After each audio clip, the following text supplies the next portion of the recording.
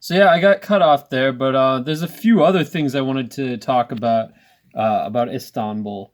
So one thing in the city that everyone will notice is there's a ton of stray cats and stray dogs everywhere. Now, what's interesting is like I saw a lot of the people there kind of being somewhat friendly with the cats. Like some people would pet them and feed them and let them walk on them. I did too. But a lot of the people weren't so friendly with the stray dogs. Maybe it's like a Muslim thing because I know Muslims kind of like their culture regards dogs as dirty. But at the same time, like I saw a few people interacting with them who appeared to be locals, but not too many. I did pet the dogs a few times, but they were kind of greasy. Like their fur felt a bit unwashed, but still they're pretty cute. I mean, they're all big dogs. Um, I'm guessing because natural selection, the small dogs probably don't do as well as strays. But I wonder where they even come from because I didn't see too many people with pet dogs in Istanbul. So I question like why are there so many stray dogs and where do they even come from in the first place? I don't know. But anyway, they were all friendly, like the cats, the dogs, they were harmless, except one cat that randomly meowed really loudly for no reason at some kid. Like it came out of nowhere too. Like the kid just walked by and the cat just went meow like louder than I thought any cat ever could. Actually, this cat looked exactly like Argent's cat Rain. If you're familiar with Argent's channel, he's a friend of mine. He shows his cat a lot on his channel. Yeah, looked just like that one. So anyway, um, going back to all the Ataturk posters, bizarrely, there were actually like posters with Ataturk's face for McDonald's. Like they had them at the McDonald's itself, and then in other places too, like McDonald's ads with Ataturk's face on them, and with like 100 years of Turkey as a republic. I'm like, listen, if Ataturk ate at McDonald's all the time, he would have been Fataturk. Okay, and it was just so bizarre. Like, what? Why did they have Ataturk's face on a McDonald's ad? It really, it just was like, oh my gosh, they are besmirching his legacy with that association.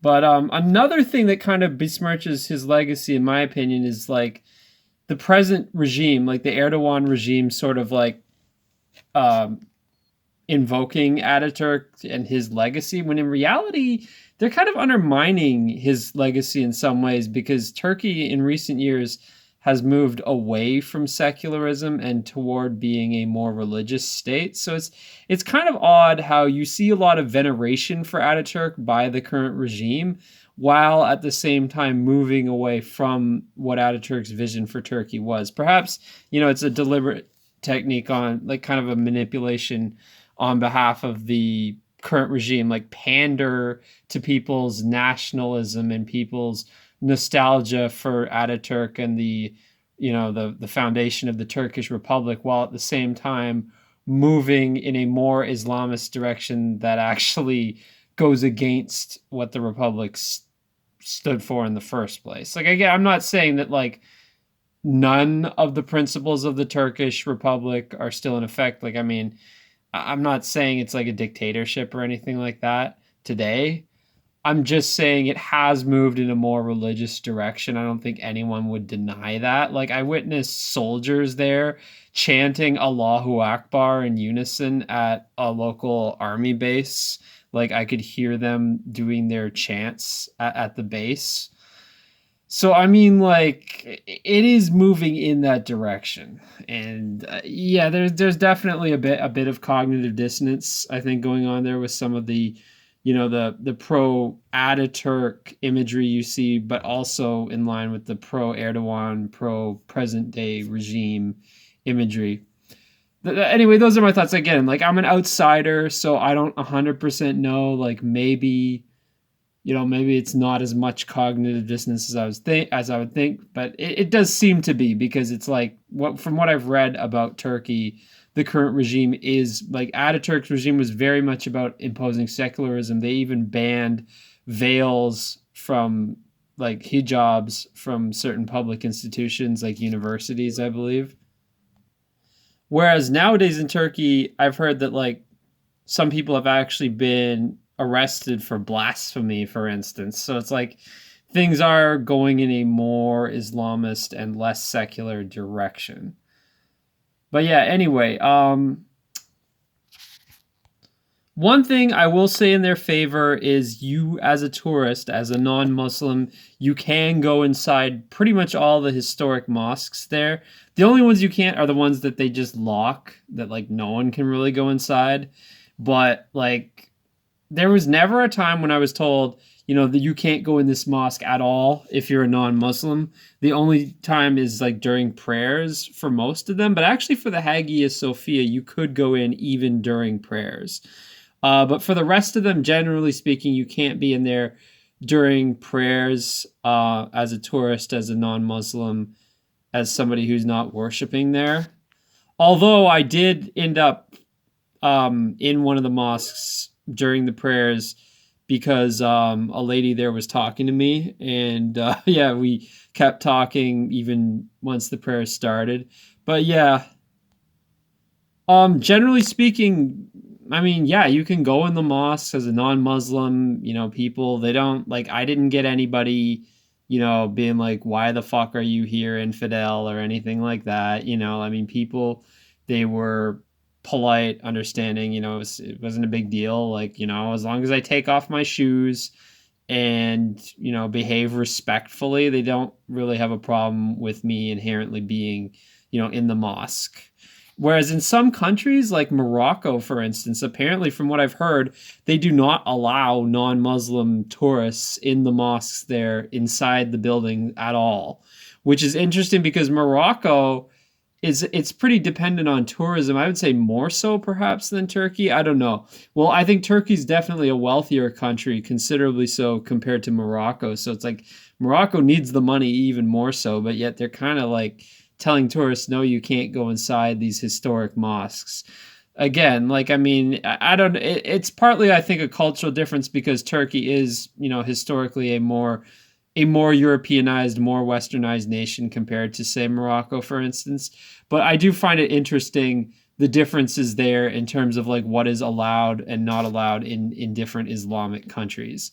I will say, generally speaking, you know, I never really felt hostility toward me as a Westerner, except there was one time on the subway train when there was a man and his mother who kept staring me down, and especially the mother. Like, she was this like old hijabi woman in her 60s who was like giving me like laser beam eyes, like real hard, like fuck you eyes, like staring me the fuck down. But that was the only such instance of that the entire time. And like a lot of people I know like warned me about going to Istanbul, like, oh, they're gonna hate you as a Westerner. They'll know you're a Westerner and you'll stick out like a sore thumb, blah blah blah. It wasn't really that bad for the most part. Like, there were a lot of tourists there, especially in the historic areas.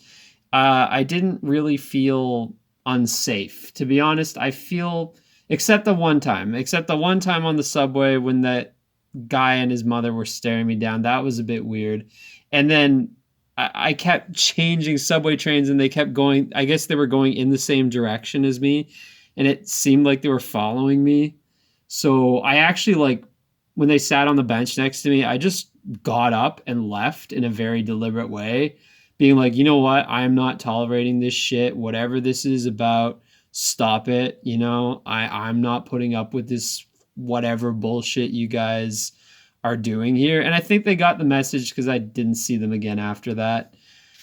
So yeah, that was weird. And the guy, actually, I spoke to him briefly in English before this all happened, because he was like struggling with the ticket machine and it didn't seem to be working. So I don't know, was it because I spoke to him in English off the bat that he was pissed at me, and then he told his mother, who got even more pissed at me? I don't know what was happening there. It was really weird.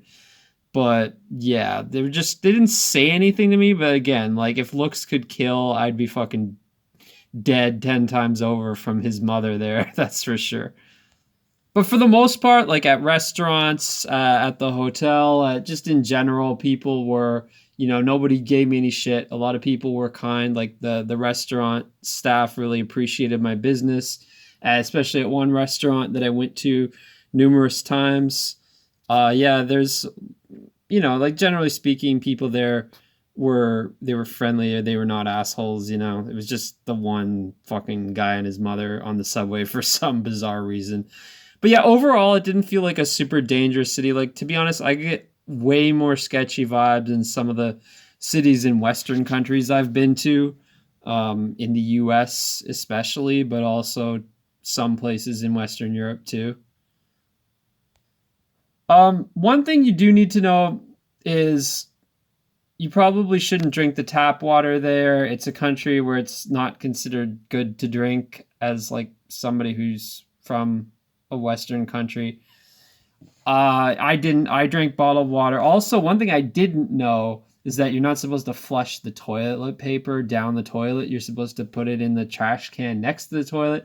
I think I might have caused a small little leaky incident at my hotel because I didn't know that and I was flushing paper down the toilet.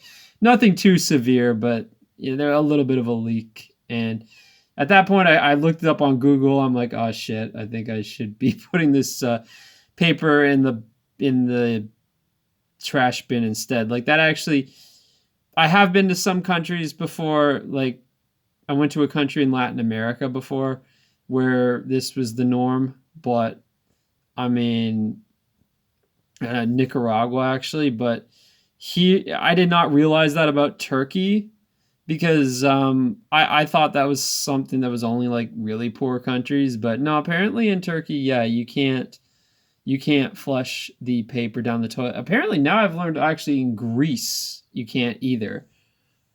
So that was definitely surprising for me. But yeah, flush put the paper in the trash can apparently. It's kind of gross, but it's what you got to do. Now, because I wasn't drinking the tap water, I was accumulating a ton of plastic water bottle wasted. I mean, in my hotel room when I was done there, like I had so many used like empty water bottles there. I felt kind of bad about it. I mean, I guess they do recycle them, but still, it's like holy shit, the sheer amount of water bottles I was using, the sheer amount of plastic, it was like, oh my gosh, it was ridiculous. I mean, you should drink a lot of water, so it's like that was a lot of water, empty water bottles left over at the end of the week. Also, yeah, great food in Istanbul. Pide, it's kind of like pizza, but a Turkish version of it.